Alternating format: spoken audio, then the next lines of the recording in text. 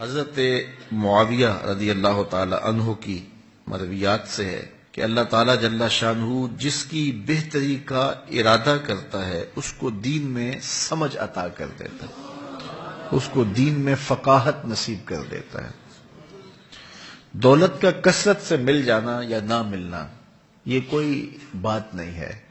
دولت اللہ انہیں بھی دیتا ہے جن پہ راضی ہوتا ہے اور انہیں بھی دیتا ہے جن پہ ناراض ہوتا ہے۔ قارون کو دولت دی، فرعون کو دولت دی، بادشاہت بھی دی، حامان ہے، شداد ہے، شدید ہے، کتنے کتنے دولت مند اور تخت و تاج کے مالک گزرے، اللہ ان پہ راضی نہیں تھا، لیکن ان کو بھی دولت دی جن پہ راضی تھا۔ حضرت عثمان غنی کو دولت عطا کی، حضرت عبد الرحمن ابن عوف رضی اللہ تعالیٰ عنہ کو صحابہ میں سب سے زیادہ دولت مند حضرت عبد الرحمن ابن عوف تھے، ان کو بھی دولت عطا کی، اور بھی لوگوں کو، حضرت سلیمان کو پیغمبری بھی دی، دولت بھی دی، بادشاہت بھی دی۔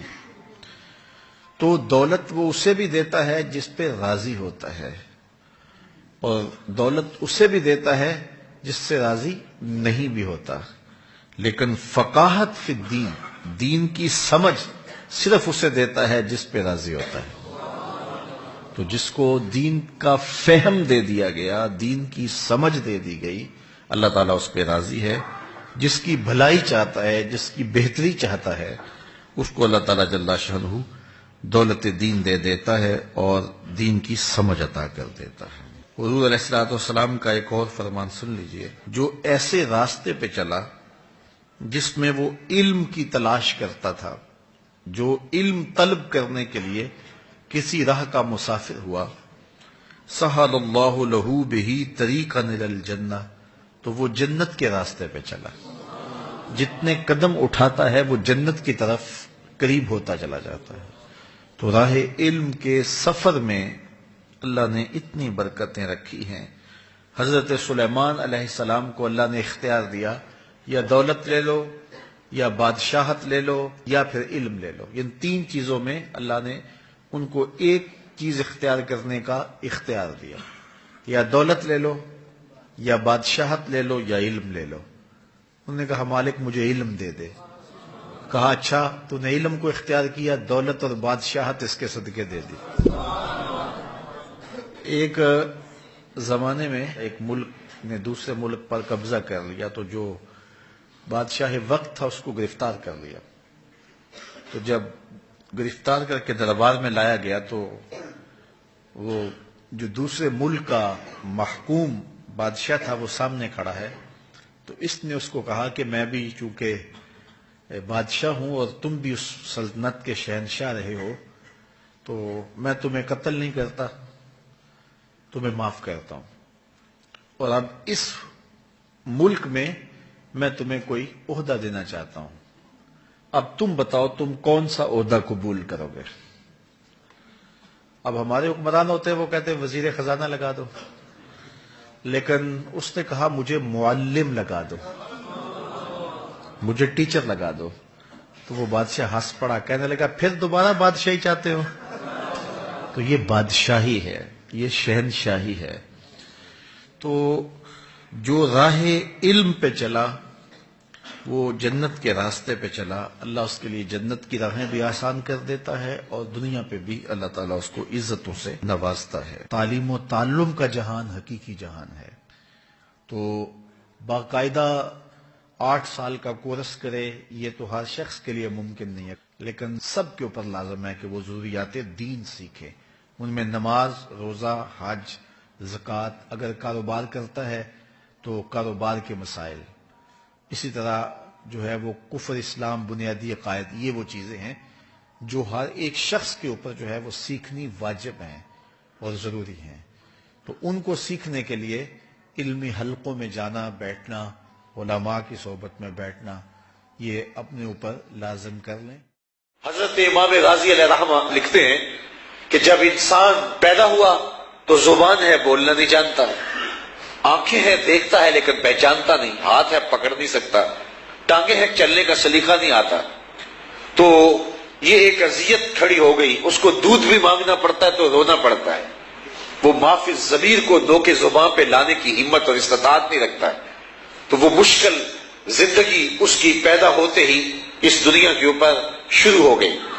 اس کے بعد پھر اس نے سب کچھ یہاں آ کر کے سیکھنا ہے، اس نے زبان بھی سیکھنی ہے، اس نے لہجہ بھی سیکھنا ہے، اس نے چلنے کا طریقہ بھی سیکھنا ہے، اور اس نے بولنے کا سلیقہ بھی سیکھنا ہے، اس نے پکڑنے کا طریقہ بھی جاننا ہے۔ تو وہ سیکھتے سیکھتے جو ہے وہ ایک عمر کاٹ دیتا ہے۔ خیر وہاں سے وہ آیا جوانی اور شباب کے زمانے میں، جب اس کے اعضاء کو طاقت مل گئی۔ اب یہ ہاتھیوں کو بٹھا سکتا ہے، شیروں کو نچا سکتا ہے، اور اس کی چھاتی میں زور ہے، اس کے پنجوں میں طاقت ہے۔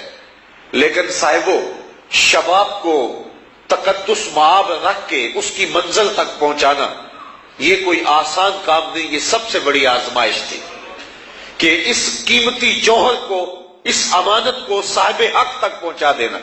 کسی نے کہا تھا کتاب زیست کا ایک اور باب ختم ہوا، شباب ختم ہوا، ایک عذاب ختم ہوا۔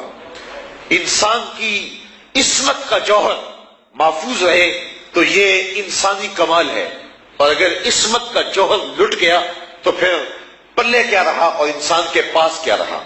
تو شباب کی جولانیاں اور شباب کی گرمیاں، اور جب حسن جو ہے وہ قدموں میں پچھنے کے لیے بےتاب اور بے چین اور مضطرب ہو، اور قدم قدم پہ جلوے دل کھینچ رہے ہو، تو زمانے میں اپنے شباب کے تقدس کو محفوظ رکھنا یہ کوئی آسان کام نہیں تھا، یہ مشکل کام تھا۔ اس مشکل کو بھی کاٹا۔ اب شادی کی بندھن میں بندھا تو اس نے ایک گونا سکھ کا سانس لیا، لیکن جب وہ شادی کی بندھن میں بندھا تو اسے پتا چلا کہ اوروں کی ذمہ داریاں بھی اب میرے ناتواں اور کمزور کندھوں پہ آ گئی ہیں۔ تو اب یہ ایک نئی آزمائش تھی، جس آزمائش میں وہ جکڑا گیا اور جس آزمائش میں وہ پھنس گیا۔ اب اس کی آرزو یہ ہے کہ اللہ میری گود ہری کر دے اور مجھے اولاد کی نعمت فراوان نصیب کر دے۔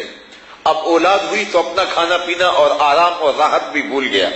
اب اس اولاد کو دیکھ دیکھ کے جیتا ہے، اور اس اولاد کے پروان چڑھنے کی آرزو اس کو متحرک اور فعال کیے رکھے ہے، اور وہ بڑھاپے کے باوجود چکی ہوئی کمر پہ بوریاں لاد کے مزدوری کرنے پہ مجبور ہے کہ میں اپنی بیٹیوں کے ہاتھ پیلے کر لوں، اور میں اپنے بیٹوں کو کاروبار اور معاشی طور پہ مضبوط کر لوں۔ تو یہ لمحے گزرے اور اس نے بچوں کی شادیاں کی اور ان کو ان کے پاؤں پہ کھڑا کیا، تو اب بڑھاپے نے آ لیا۔ اب یادداشت ہونے لگی، اب زبان میں پھر لکنت آنے لگی، ہاتھ پھر بے زور ہونے لگے، چلتا ہے تو چلا نہیں جاتا، اور فالج زدہ ہو گیا، اور بڑھاپے سے وہ پھر اسی کشمکش میں مبتلا ہو گیا جس سے بچپن میں تھا۔ ارزل عمر آ گئی، اور وہ دکھ جو اس نے پہلے جھیلے تھے دوبارہ انہی دکھوں میں آ پڑا۔ تو پوری زندگی کا مطالعہ کر لیجئے، انسان کی زندگی دکھوں، مصائب، آلام اور مشقتوں میں گزرتی ہے۔ کہتے جب انسان کی تخلیق کی گئی اور اس کا خمیر گویا گیا تو 39 دن تک دکھوں کی بارش ہوئی اور ایک دن خوشیوں کی بارش ہوئی۔ اس لیے انسان کی زندگی کے اندر دکھ زیادہ ہیں اور سکھ تھوڑے ہیں۔ ویسے بھی خوشی عارضی ہوتی ہے اور غم دیر پا ہوتے ہیں۔ خوشی اور غم اکٹھے آ جائیں تو خوشی نظر نہیں آتی جاتے ہوئے، اور غم جو ہے وہ ٹھکانہ بنا لیتا ہے۔ غم کے موقع پہ خوشی یاد آ جائے تو خوشی خوشی نہیں ہوتی، خوشی کے موقع پہ غم یاد آ جائے تو غم غلبہ پا لیتا ہے اور خوشی خوشی نہیں رہتی ہے۔ تو انسان نے زیادہ تر نبھا انسانی زندگی کے اندر غموں سے کرنا ہوتا ہے، اس لیے اس کو سیکھنا چاہیے کہ اس نے غموں سے نبھا کیسے کرنا ہے۔ قرآن مجید کی یہ آیات ہمیں سکھا رہی ہیں کہ جب امام الانبیاء بھی دکھوں اور اذیتوں اور تکلیفوں کو برداشت کرتے ہوئے، حالات کی تلخیوں کا مقابلہ کرتے ہوئے آگے بڑھے ہیں، جب جد الانبیاء حضرت ابراہیم علیہ السلام تلخ حالات کا کلیجہ چیر کے اپنا راستہ نکالتے رہے ہیں، اور مکے جیسی بستی کے اندر بھی پتھر برستے رہے اور جو ہے وہ گڑھے کھودے جاتے رہے اور وہاں اذیتیں کھڑی کی جاتی رہی، اوجریاں ڈالی جاتی رہی، تو کیا تمہیں تکلیفوں میں، آلام میں اور مصائب میں نہیں ڈالا جائے گا؟ تو انسان کو سکھایا جا رہا ہے کہ تیری زندگی کے اندر دکھوں کا دخل زیادہ ہے، سکھ تھوڑے آئیں گے۔ اگر انسان اس حقیقت واقعہ کو سمجھ لیتا ہے تو پھر دکھوں سے مقابلہ کرنے کی اپنے اندر ہمت پاتا ہے بلکہ ایک کیفیت بندے پہ ایسی بھی آتی ہے کہ اس دکھ کو بخوشی قبول کر لیتا ہے کہ یہ دکھ میری زندگی کے سسٹم کا حصہ ہے اور میں زیادہ تر ان دکھوں سے گزارا کرنا ہے. پھر میاں صاحب کے لہجے میں بولتا ہے دکھ ہمیشہ تے سکھ کڈائیں دکھاں تو سکھ وارے دکھ قبول محمد بخشا راضی رہن پیارے. آفاق کے ہر گوشے میں قرآن سنا کر دم لینا اب رکنا نہیں اب تھمنا نہیں فردوس میں جا کر دم لینا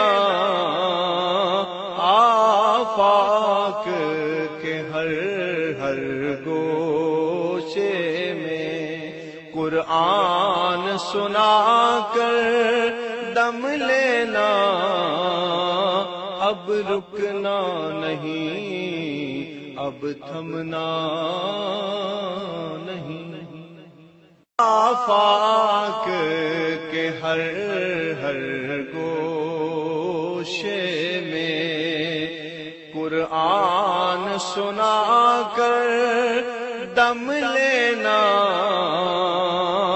اب رکنا نہیں اب تھمنا نہیں فردوس میں جا کر دم لینا آفاق کے ہر گوشے میں قرآن سنا کر دم لینا اب رکنا نہیں اب تھمنا